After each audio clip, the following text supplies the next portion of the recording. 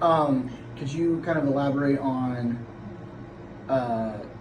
areas of concern that you have with this? I mean, as you've known, I'm a bit of a perfectionist, and I can't control what goes on in their tier classes. Like, I can't control, I mean, we have a curriculum set.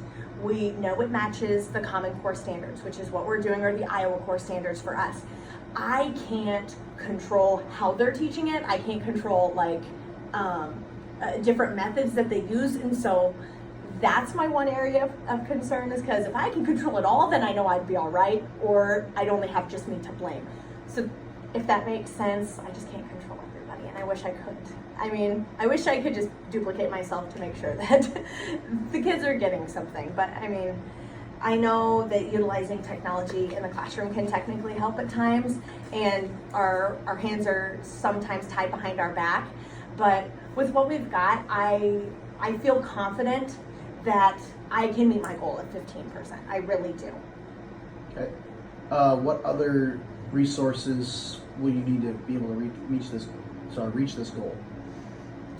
I mean, you know, as I stated, technology could help, but again, with our hands being tied behind our back, I can go find different games. I can utilize, you know, my cohorts here, and you know, my other teachers. I mean, we've got great teachers here that have taught for years, that I can say, hey, you know, what did you use with this kid? What did you use with this kid? So just getting out and talking more and getting different activities to make it more fun, so that it's not boring for my kids, would be things that I would need.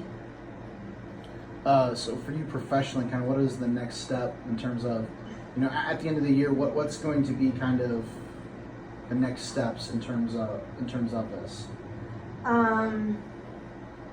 I would say the next step would be to continue to have the training opportunities. I mean, like what we did when we had the learning symposium, you know, utilizing those things, that would definitely help. You know, the professional development time that we've had,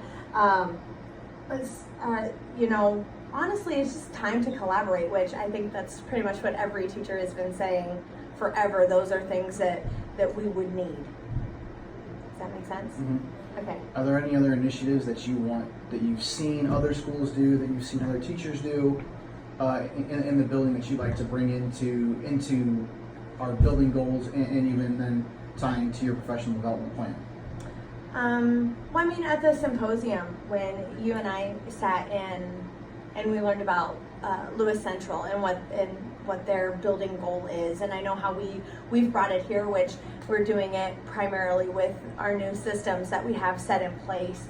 I really like that. I really like the fact that the school can be a safe haven for kids, and that it's not, and that, you know, kids feel protected.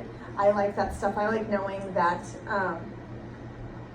I have a lot of diverse learners in my class, so bringing in stuff and making sure that we're focusing on those kids as well, pushing that stuff. Those would be initiatives that I would like to bring in. I mean, we talk all the time in our education meetings, and we work together, and we do all that stuff. So I mean, we do it. It's not like we don't do it, and I love that.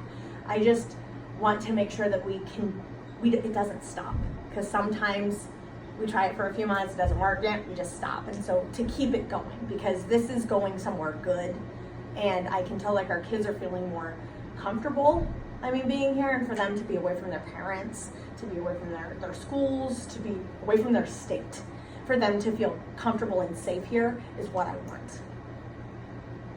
All right. Okay. Do you have anything else for me with this? No, I don't think so. I think I'm good. I mean, just make sure that you harp on me if I'm not doing what I need to do.